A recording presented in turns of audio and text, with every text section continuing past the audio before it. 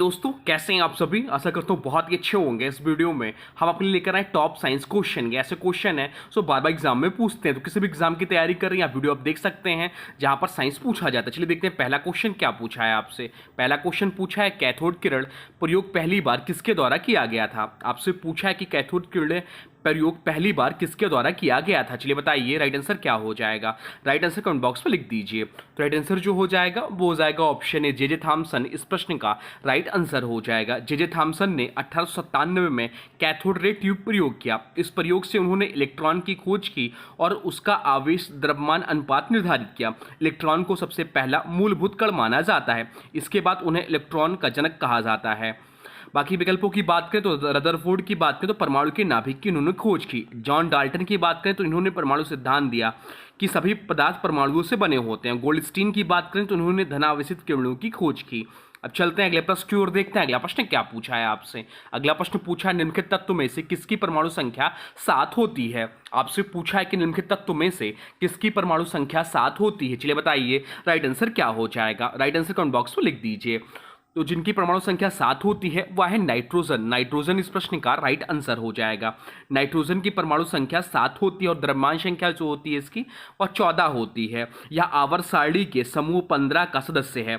वायुमंडल में सबसे अधिक मात्रा में पाया जाने वाला गैस है। यह 78% वायुमंडल में पाया जाता है। इसका प्रयोग अमोनिया उर्वरक, विस्फोटक जैसे कि TNT तरल नाइट्रोजन कूलिंग में इसका प्रयोग किया जाता है। बाकी विकल्पों की बात करें तो बेरिलियम जो है परमाणु संख्या इसका 4 है। यह क्षारीय मृदा धातु है। बैरोमीटर जो दिया हुआ यह कोई तत्व नहीं है बल्कि वायुमंडलीय दाब मापने का यंत्र है। और वोल्टमीटर की बात करें तो यह भी तत्व नहीं है बल्कि विद्युत विभव मापने का यंत्र है। अब चलते हैं अगले प्रश्न की ओर, देखते हैं अगला प्रश्न क्या पूछा है आपसे। अगला प्रश्न पूछा है फोटोग्राफिक फिल्म से फोटो विकसित करने में किस रसायन का उपयोग किया जाता है। आपसे पूछा है कि फोटोग्राफिक फिल्म से फोटो विकसित करने में किस रसायन का उपयोग किया जाता है। चलिए बताइए राइट आंसर क्या हो जाएगा। तो राइट आंसर जो हो जाएगा वो हो जाएगा ऑप्शन सी सिल्वर ब्रोमाइड। इस प्रश्न का राइट आंसर हो जाएगा। फोटोग्राफी में मुख्य रूप से सिल्वर हैलाइड यौगिकों जैसे सिल्वर ब्रोमाइड, सिल्वर आयोडाइड और सिल्वर क्लोराइड का उपयोग होता है जो प्रकाश के संपर्क में आने पर काले पड़ जाते हैं। इसके अलावा फोटोग्राफी में सोडियम थायोसल्फेट जिसे हाइपो कहते हैं का उपयोग एक स्थायीकरण रसायन के रूप में किया जाता है जो विकसित तस्वीर से अवांछित सिल्वर हैलाइड को हटाता है। अब चलते हैं अगले प्रश्न की ओर, देखते हैं अगला प्रश्न क्या पूछा है आपसे। अगला प्रश्न पूछा है इनमें से किस धातु का इलेक्ट्रॉनिक विन्यास 284 है। आपसे पूछा है कि इनमें से किस धातु का इलेक्ट्रॉनिक विन्यास 284 है। चलिए बताइए राइट आंसर क्या हो जाएगा। तो 284 जो है वह इलेक्ट्रॉनिक विन्यास SI का है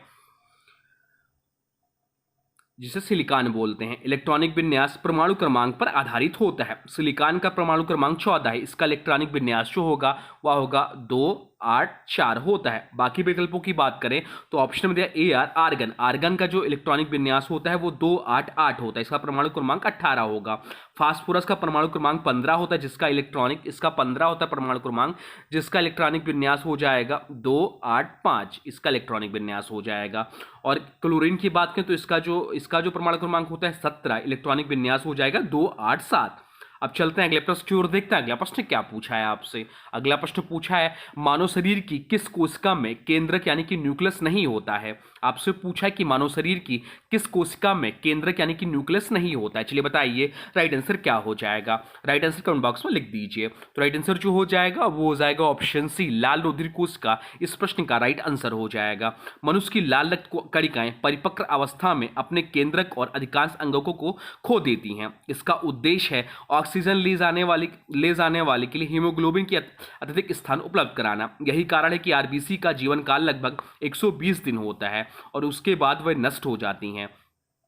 अब चलते हैं अगले प्रश्न की ओर, देखते हैं अगला प्रश्न क्या पूछा है आपसे। अगला प्रश्न पूछा है जीवों के वैज्ञानिक नामकरण की पद्धति किसके द्वारा शुरू की गई थी। आपसे पूछा है कि जीवों के वैज्ञानिक नामकरण की पद्धति किसके द्वारा शुरू की गई थी। चलिए बताइए राइट आंसर क्या हो जाएगा। राइट आंसर कमेंट बॉक्स में लिख दीजिए। तो राइट आंसर जो हो जाएगा वो हो जाएगा ऑप्शन डी कैरोलस लीनियस। इस प्रश्न का राइट आंसर हो जाएगा।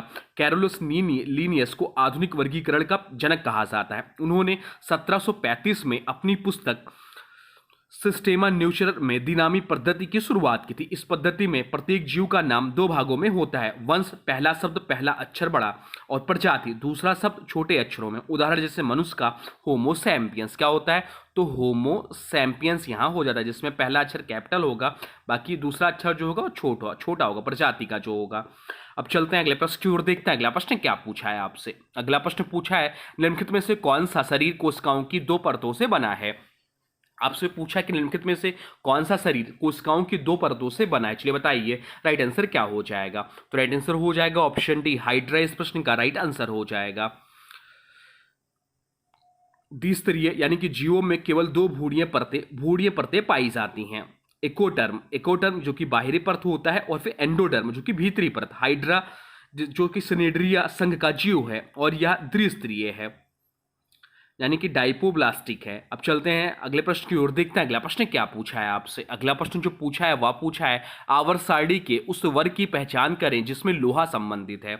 आपसे पूछा है कि आवर्त सारणी के उस वर्ग की पहचान करें जिसमें लोहा संबंधित है जिससे। चलिए बताइए राइट आंसर क्या हो जाएगा। राइट आंसर हो जाएगा ऑप्शन ए वर्ग 8 इस प्रश्न का राइट आंसर हो जाएगा। लोहा जिसका परमाणु क्रमांक होता है, जिसका प्रतीक होता है Fe का परमाणु क्रमांक जो होता है वह 26 इसका परमाणु क्रमांक होता है। यह संक्रमण धातु में आता है। आवर्त सारणी में यह चतुर्थ आवर्त और 8वें समूह या वर्ग में पाया जाता है। वर्ग 8 में ही कोबाल्ट यानी कि जिसका परमाणु क्रमांक 27 है और निकिल जिसका परमाणु क्रमांक 28 भी आते हैं। अब चलते हैं अगले प्रश्न की ओर, देखते हैं अगला प्रश्न क्या पूछा है आपसे। अगला प्रश्न जो पूछा है वह पूछा है संवेग के परिवर्तन की दर क्या है। आपसे पूछा है कि संवेग के परिवर्तन की दर क्या है। चलिए बताइए राइट आंसर क्या हो जाएगा। राइट आंसर हो जाएगा ऑप्शन सी बल है। न्यूटन का द्वितीय गति नियम कहता है किसी वस्तु पर लगाया गया बल उस वस्तु के संवेग के परिवर्तन दर के बराबर होता है। F बराबर dp अपॉन dt, जहां P बराबर mb, जहां पर P बराबर mb, संवेग बराबर द्रव्यमान इंटू वेग। अगर द्रव्यमान m स्थिर है तो F बराबर m इंटू a। संवेग जो होता है सदिश राशि, यह भी ध्यान रखिएगा। अब चलते हैं अगले प्रश्न की ओर, देखते हैं अगला प्रश्न क्या पूछा है आपसे। अगला प्रश्न पूछा है जब एक लटकते हुए कालीन को छड़ी से पीटा जाता है तो उसमें से धूल के कण निकलने लगते हैं, या किस घटना का सबसे अच्छा उदाहरण है। चलिए बताइए राइट आंसर क्या हो जाएगा। तो राइट आंसर जो हो जाएगा वो हो जाएगा ऑप्शन ए न्यूटन की गति का या पहला नियम है। न्यूटन की गति का पहला नियम है, इसे जड़त्व का भी नियम कहते हैं। जब कालीन को छड़ी से पीटा जाता है तो कालीन हिलने लगता है, लेकिन धूल के कण अपनी जड़त्व के कारण स्थिर अवस्था में बने रहना चाहते हैं। परिणाम स्वरूप वे कालीन से अलग होकर बाहर निकल जाते हैं। यह घटना न्यूटन के प्रथम नियम जिसे जड़त्व का नियम भी कहते हैं का उत्तम उदाहरण है। न्यूटन का दूसरा नियम जो है यह बल और संवेग परिवर्तन से संबंधित है, यहाँ लागू नहीं। न्यूटन का तीसरा नियम जो है क्रिया प्रतिक्रिया पर आधारित है। न्यूटन का गुरुत्वाकर्षण नियम या आकर्षण बल से संबंधित है। अब चलते हैं अगले प्रश्न की ओर, देखते हैं अगला प्रश्न क्या पूछा है आपसे। अगला प्रश्न पूछा है निम्नलिखित में से कौन सा पादप हार्मोन है जो कोशिका विभाजन में सहायता करता है। आपसे पूछा है कि निम्नलिखित में से कौन सा पादप हार्मोन है जो कोशिका विभाजन में सहायता करता है। चलिए बताइए राइट आंसर क्या हो जाएगा। राइट आंसर हो जाएगा ऑप्शन सी साइटोकाइनिन इस प्रश्न का राइट आंसर हो जाएगा। साइटोकाइनिन वह पौधा या पौधों में कोशिका विभाजन को बढ़ावा देता है, या जड़ों में बनता है और तनों, पत्तियों और फलों की वृद्धि में सहायक होता है। इसे अक्सर सेल डिवीजन हार्मोन यानी कि कोशिका विभाजन हार्मोन कहा जाता है। अब चलते हैं अगले प्रश्न की ओर, देखते हैं अगला प्रश्न क्या पूछा है आपसे। अगला प्रश्न पूछा है इनमें से कौन सी एक कोशिकीय जीव है। आपसे पूछा है कि इनमें से कौन सी एक कोशिकीय जीव है। चलिए बताइए राइट आंसर क्या हो जाएगा। राइट आंसर हो जाएगा ऑप्शन बी पैरामीशियम इस प्रश्न का राइट आंसर हो जाएगा। एक कोशिकीय जीव ऐसे जीव जिनका शरीर केवल एक कोशिका से बना होता है। पैरामीशियम एक प्रोटोजोआ है जो या एक कोशिकीय होता है, या जल में पाया जाता है और अपनी सिलिया की सहायता से गति करता है। बाकी विकल्प जो दिए, जू यह एक बहुकोशिकीय कीट है। ब्रेड फफूंद यह एक बहुकोशिकीय कवक है। अमरबेल यह एक बहुकोशिकीय परजीवी पौधा है। अब चलते हैं अगले प्रश्न की ओर, देखते हैं अगला प्रश्न क्या पूछा है आपसे। अगला प्रश्न पूछा है जड़त्व का नियम सर्वप्रथम किसके द्वारा प्रतिपादित किया गया था। आपसे पूछा है कि जड़त्व का नियम सर्वप्रथम किसके द्वारा प्रतिपादित किया गया था। चलिए बताइए राइट आंसर क्या हो जाएगा। राइट आंसर हो जाएगा ऑप्शन सी गैलीलियो इस प्रश्न का राइट आंसर हो जाएगा। जड़त्व का नियम सर्वप्रथम गैलीलियो ने प्रतिपादित किया था। बाद में न्यूटन ने इसे अपने प्रथम गति नियम के रूप में गणितीय ढंग से प्रस्तुत किया। जड़त्व का नियम कहता है यदि किसी वस्तु पर बाह्य बल न लगाया जाए तो वह वस्तु स्थिर अवस्था में स्थिर रहेगी और गतिशील अवस्था में गतिशील रहेगी। बाकी भाई हम लोग की बात करें तो आइंस्टीन जो है सापेक्षता का सिद्धांत दिया था। अब चलते हैं अगले प्रश्न की ओर, देखते हैं अगला प्रश्न क्या पूछा है आपसे। अगला प्रश्न जो पूछा है वह पूछा है अधातुएं निम्नलिखित में से किसकी कुचालक होती हैं। आपसे पूछा है कि अधातुएं जो होती हैं निम्नलिखित में से किसकी कुचालक होती हैं, चलिए बताइए। तो अधातुएं जो होती हैं वह उष्मा और विद्युत धारा दोनों की कुचालक होती हैं। तो इस प्रश्न का राइट आंसर हो जाएगा ऑप्शन सी, ए व बी दोनों। अधातुएं सामान्यतः उष्मा और विद्युत की कुचालक होती हैं। इनके परमाणुओं में मुक्त इलेक्ट्रॉन की कमी होती है जिसमें ये विद्युत प्रवाह नहीं कर पाती। उष्मा के प्रवाह के लिए भी मुक्त इलेक्ट्रॉनों की आवश्यकता होती है जो धातुओं में नहीं मिलती। ग्रेफाइट का इसका अपवाद है या विद्युत का सुचालक है क्योंकि इसमें होते हैं टेक्टोलाइज इलेक्ट्रॉन्स होते हैं। धातुएं इसके विपरीत अच्छी सुचालक होती हैं। अब चलते हैं अगले प्रश्न की ओर, देखते हैं अगला प्रश्न क्या पूछा है आपसे। अगला प्रश्न पूछा है किस चिकित्सा स्थिति में व्यक्ति निकट की वस्तुओं को स्पष्ट देख सकता है लेकिन दूर की वस्तुएं धुंधली दिखाई देती है। आपसे पूछा है कि किस चिकित्सा स्थिति में व्यक्ति निकट की वस्तुओं को स्पष्ट देख सकता है लेकिन दूर की वस्तुएं धुंधली दिखाई देती हैं। चलिए बताइए राइट आंसर क्या हो जाएगा। राइट आंसर हो जाएगा ऑप्शन बी, मायोपिया। इस प्रश्न का राइट आंसर हो जाएगा मायोपिया, जिसे निकट दृष्टि दोष बोलते हैं। मायोपिया में निकट की वस्तुएं स्पष्ट दिखाई देती हैं, दूर की वस्तुएं धुंधली दिखाई देती है। इसका कारण है नेत्र गोलक का लंबा होना या लेंस का अधिक उत्तल होना। इसके सुधार के लिए औतंस लेंस का प्रयोग किया जाता है। अब चलते हैं अगले प्रश्न की ओर, देखते हैं अगला प्रश्न क्या पूछा है आपसे। अगला प्रश्न जो पूछा है वह पूछा है दूध प्रोटीन के पाचन के लिए दिए गए एंजाइमों में से कौन सा उत्तरदायी है। आपसे पूछा कि दूध प्रोटीन के पाचन के लिए दिए गए एंजाइमों में से कौन सा उत्तरदायी है। चलिए बताइए राइट आंसर क्या हो जाएगा। तो राइट आंसर जो हो जाएगा वो हो जाएगा ऑप्शन डी, रेनिन। इस प्रश्न का राइट आंसर हो जाएगा रेनिन। यह एंजाइम दूध प्रोटीन के पाचन में मदद करता है, विशेषकर शिशुओं में पाया जाता है। यह दूध को जमा कर पचने योग्य बनाता है। बाकी ऑप्शन दिया पेप्सिन, तो यह भी प्रोटीन पचाता है लेकिन यह सामान्य प्रोटीन पर अधिक प्रभावी है, न कि विशेष रूप से दूध पर। ट्रिप्सिन अग्नाशय से स्रावित होता है और प्रोटीन को छोटे पेप्टाइड्स में तोड़ता है। बाकी ऑप्शन दिया एरेप्सिन, तो पेप्टाइड्स को तोड़कर अमीनो अम्ल में बदलता है।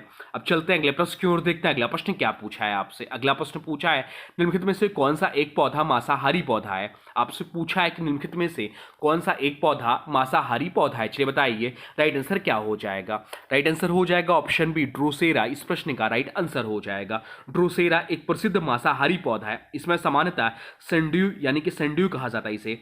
इसकी पत्तियों पर चिपचिपा रस जो कि द्रोह होता है, इसमें कीट फंस जाते हैं। पौधा उनसे आवश्यक नाइट्रोजन प्राप्त करता है। बाकी विकल्पों की बात करें तो कलरकिया जो है सजावटी पौधा है, मांसाहारी नहीं। एल्सम जो है यह एक भी सजावटी फूल वाला पौधा है। अब चलते हैं अगले प्रश्न की ओर, देखते हैं अगला प्रश्न क्या पूछा है आपसे। अगला प्रश्न पूछा है सामान्यतः परमाणु के नाभिक में होते हैं। आपसे पूछा है कि सामान्यतः परमाणु के नाभिक में क्या होते हैं, बताइए राइट आंसर क्या हो जाएगा। राइट आंसर हो जाएगा ऑप्शन ए, प्रोटॉन तथा न्यूट्रॉन होते हैं। परमाणु का नाभिक परमाणु का केंद्रीय भाग होता है। इसमें प्रोटॉन जो कि धनावेशित कण होते हैं और न्यूट्रॉन जो कि आवेशित रहित कण पाए जाते हैं। इलेक्ट्रॉन ऋणावेशित कण होता है। नाभिक में नहीं बल्कि नाभिक के चारों ओर परमाणु कक्षाओं में पाए जाते हैं। अब चलते हैं अगले प्रश्न की ओर, देखते हैं अगला प्रश्न क्या पूछा है आपसे। अगला प्रश्न पूछा है विलेय और विलायक मिश्रण कहलाता है। आपसे पूछा है कि विलेय और विलायक मिश्रण कहलाता है, बताइए राइट आंसर क्या हो जाएगा। तो राइट आंसर जो हो जाएगा वो हो जाएगा ऑप्शन बी, विलयन कहलाता है। जब कोई विलेय किसी विलायक में समान रूप से घुल जाता है तो उसे विलयन कहते हैं। उदाहरण के तौर पर नमक प्लस पानी नमक का विलयन हो जाता है, चीनी प्लस पानी चीनी का विलयन हो जाता है। अब चलते हैं अगले प्रश्न की ओर, देखते हैं अगला प्रश्न क्या पूछा है आपसे। अगला प्रश्न जो पूछा है वह पूछा है किस कोण से फेंके जाने पर कोई वस्तु सर्वाधिक दूरी तक प्रक्षेपित होती है। आपसे पूछा है कि किस कोण से फेंके जाने पर कोई वस्तु सर्वाधिक दूरी तक प्रक्षेपित होती है, बताइए राइट आंसर क्या हो जाएगा। राइट आंसर कमेंट बॉक्स में लिख दीजिए। तो राइट आंसर जो हो जाएगा वो हो जाएगा ऑप्शन डी, 45 डिग्री पर। 45 डिग्री कोण से फेंके जाने पर कोई वस्तु सर्वाधिक दूरी तक प्रक्षेपित होती है। तो ये रहे आपके टॉप साइंस क्वेश्चन जो आपके आने वाले एग्जाम के लिए बहुत ही महत्वपूर्ण है। जो भी क्वेश्चन हैं प्रीवियस ईयर पूछे गए क्वेश्चन है। अब आज की वीडियो से प्रश्न है, इसका राइट आंसर आप लोगों को कमेंट बॉक्स में बताना है। आज की वीडियो से प्रश्न है निम्नलिखित तत्वों में से किसकी परमाणु संख्या 7 होती है। आपसे पूछा है कि निम्नलिखित तत्वों में से किसकी परमाणु संख्या 7 होती है। इसका जो भी राइट आंसर होगा कमेंट बॉक्स में जरूर बताइए। और हाँ, कोई सुझाव तो अभी कमेंट बॉक्स में लिख दीजिए। और देखिए अभी तक आपने वीडियो को लाइक नहीं किया है तो प्लीज़ वीडियो को लाइक कर दीजिए और चैनल पर नए हैं चैनल को सब्सक्राइब भी कर लीजिए। तो